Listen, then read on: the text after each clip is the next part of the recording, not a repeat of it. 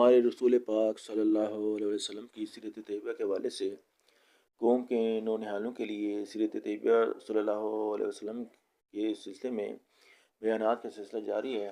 آج کا ہمارا عنوان ہے قریش کی مخالفت۔ قریش کی مخالفت۔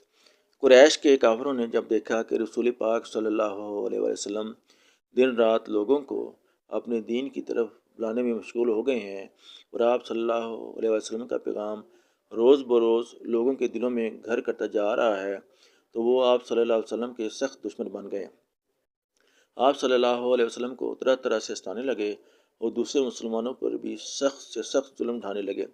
ان ظالم کافروں میں قریش کے بڑے بڑے سردار ابو جہل، ابو لہب، عاص بن وائل، عقبہ بن ابی معیط، ولید بن مغیرہ، نصر بن حارث، امیہ بن خلف، حبیب بن خلف، عاص بن سعید اور اسود بن عبد یغوث وغیرہ شامل تھے۔ یہ لوگ آپ صلی اللہ علیہ وسلم کو دکھ دینے کے لیے بڑی گھٹیا حرکتیں کرتے تھے۔ آپ صلی اللہ علیہ وسلم قرآن پاک پڑھتے تو وہ شور مچاتے اور تالیاں پیٹتے۔ آپ صلی اللہ علیہ وسلم کے راستے میں کانٹے بچھا دیتے۔ آپ صلی اللہ علیہ وسلم پر خاک پھینکتے۔ آپ صلی اللہ علیہ وسلم کو دیوانہ، شاعر اور جادوگر وغیرہ مسحور کرتے۔ آپ کعبہ جاتے تو آوازیں کستے، دھکے دیتے۔ باہر سے جو لوگ مکہ آتے ان سے پہلے ہی کہہ دیتے کہ ہمارے یہاں ایک شخص باپ دادا کے دین سے پھر گیا ہے، اس سے نہ ملنا۔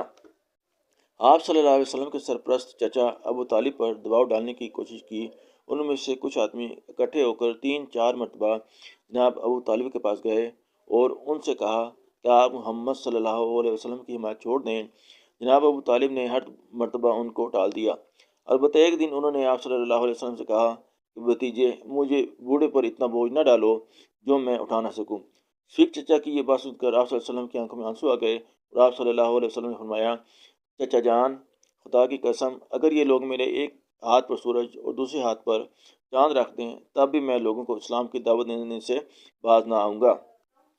ابو طالب نے آپ صلی اللہ علیہ وسلم کا حوصلہ اور پکا ارادہ دیکھ کر کہا، اچھا بھتیجے، تو جاؤ، اپنا کام جاری رکھو، میں تمہاری حفاظت کرتا رہوں گا۔ قریش نے اب رسول پاک صلی اللہ علیہ وسلم کو لالچ دینے کی تدبیر سوچی اور 2-3 مرتبہ اپنے کچھ سردار آپ صلی اللہ علیہ وسلم کے پاس یہ پیغام دے کر بھیجے کہ اگر آپ صلی اللہ علیہ وسلم بادشاہ بننا چاہتے ہیں تو ہم آپ کو اپنا بادشاہ بنا لیتے ہیں۔ اگر آپ صلی اللہ علیہ وسلم دولت چاہتے ہیں تو ہم آپ کو اتنی دولت دیتے ہیں کہ آپ مکہ کے سب سے دولت مند آدمی بن جائیں۔ اگر آپ صلی اللہ علیہ وسلم شادی کرنا چاہتے ہیں تو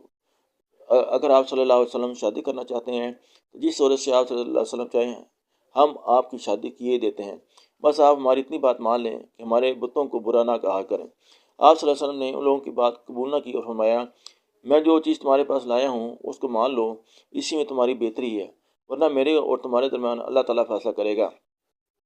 قریش کے کافروں نے کئی دفعہ آپ صلی اللہ علیہ وسلم کو طرح طرح کی دھمکیاں بھی دیں، لیکن آپ صلی اللہ علیہ وسلم نے دھمکی کی پرواہ نہ کی اور اپنا کام برابر جاری رکھا۔ عرب میں ہر سال اوکاس اور مجنہ وغیرہ کے مقامات پر بڑے بڑے میلے لگتے تھے جن میں دور دور سے لوگ شریک ہوتے تھے۔ آپ صلی اللہ علیہ وسلم ان میلوں میں بھی تشریف لے جاتے اور لوگوں کو اسلام کی طرف بلاتے۔ اسی طرح جب حج کے موقع پر لوگ عرب کے گوشے گوشے سے مکہ آ کر منع میں پڑاؤ ڈالتے تو آپ صلی اللہ علیہ وسلم ایک ایک قبیلے کے پاس جاتے اور اس کو اسلام کی دعوت دیتے۔